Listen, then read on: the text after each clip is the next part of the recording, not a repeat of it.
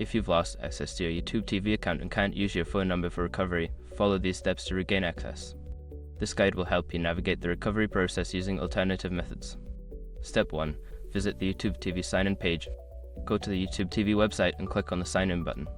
Enter your email address associated with your account to start the recovery process. Step 2. Click on Forgot Password. On the sign-in page, look for the Forgot Password link. Click on it to initiate the password recovery process, which will guide you through the necessary steps. Step 3. Choose an alternative recovery method.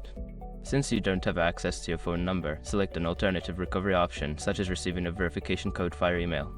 Make sure you have access to the email account linked to your YouTube TV. Step 4. Check your email. Look for an email from YouTube with a verification code. Check your inbox and spam folder.